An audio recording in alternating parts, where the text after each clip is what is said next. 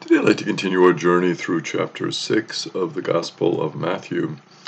And at the beginning of chapter 6, we see Jesus talking a lot about the poor and how to minister to the poor. And in doing that, Jesus is really continuing the tradition of the Hebrew Scriptures. For example, in the book of Proverbs, chapter 25, verse 21, it's interesting how they phrase it. They say, if your enemy is hungry, give him food to eat. If he be thirsty, give him to drink. Charity is invaluable in resolving enmities and restoring peace, which is a very interesting take on it, and I think one that Jesus follows very much in his teaching here on the Sermon on the Mount. And that is the idea of what is the fundamental reason why somebody is angry with us, why somebody becomes for us an enemy.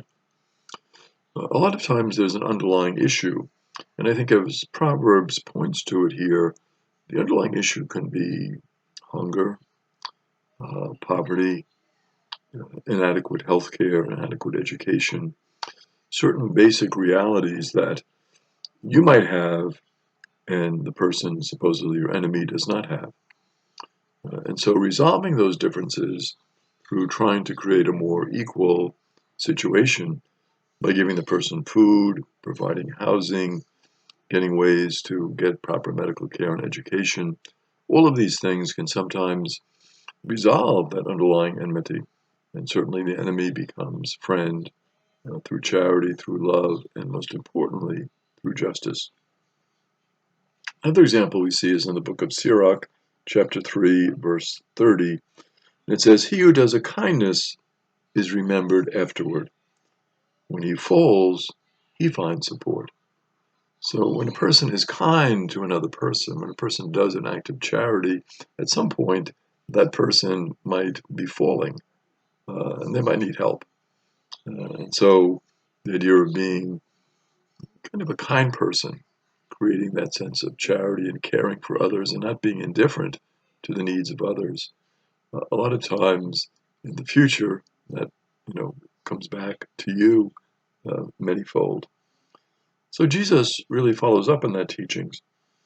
And he says it's important when you give charity not to give it, to give your alms in an ostentatious way, in a way of display, in a way of drawing attention to yourself, but to give the alms really in a very simple way, a very anonymous way, in a way that really speaks to the dignity of the person that you're sharing that alms with.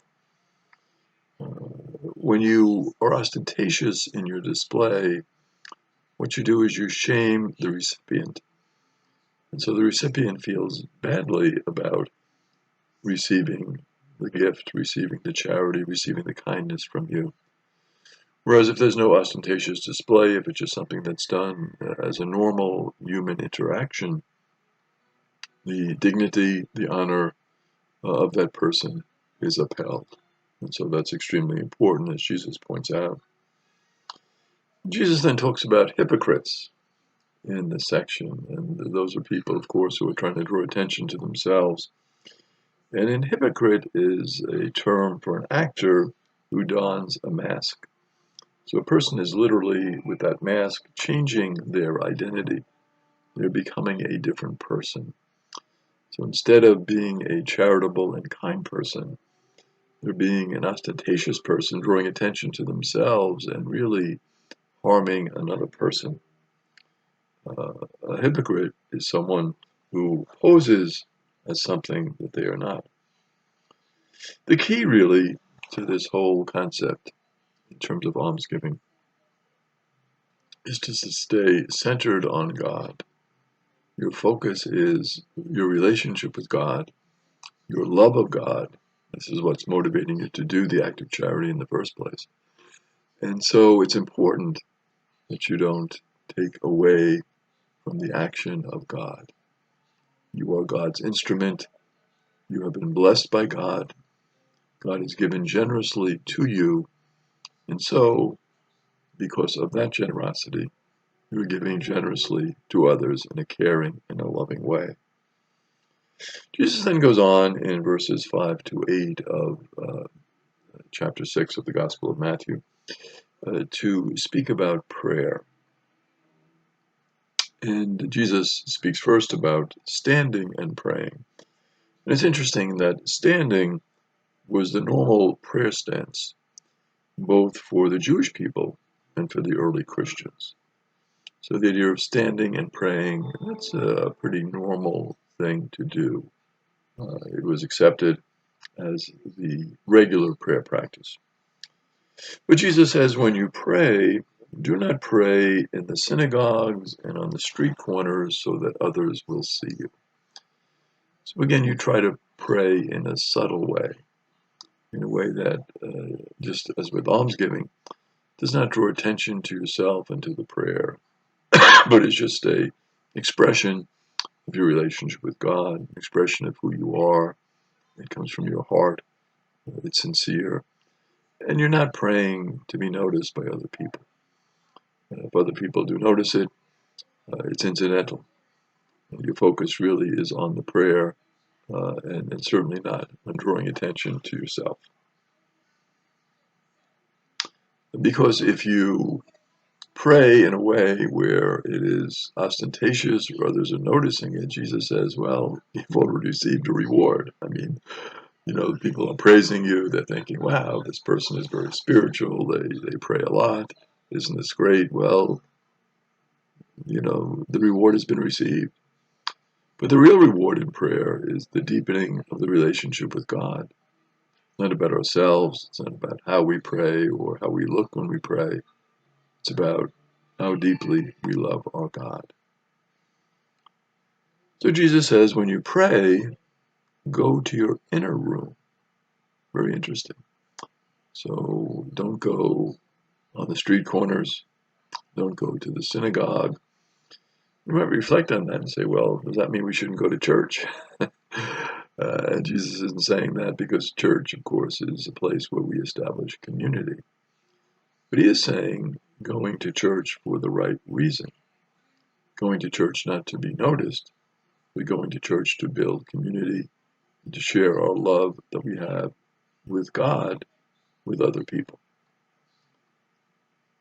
So Jesus is here not advocating private prayer over communal prayer. Private prayer is important. Communal prayer, though, is also important.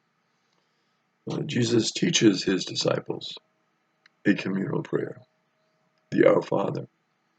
So Jesus is not denigrating communal prayer. Communal prayer is important. It binds people together. It creates a sense of community, which is very beautiful. It can be very moving to pray with others. So Jesus is not saying not to do that, but he's saying don't do the communal prayer in such a way that you're more concerned about getting positive feedback from the community than communing with God. Jesus is saying that basically we should not be praying with our motive to attract the attention of others. So when I pray, it's not about, well, how many people are going to see me today? Where's a good spot? Maybe up in front of the church, people will notice me if I stay in this position. Or it's not about that. It's not about being noticed. The inner room is really a beautiful expression, to pray in our inner room, right? Because the inner room is where we reach into the depths of our spirit, our inner self, our innermost being, where we look within and we can be truly honest with our God in that inner room. There's no need for pretension. There's no need for any falsity. There's no need for any lying. It's just, I want to be with you, God. I want to know you. I want to spend time with you. I love you.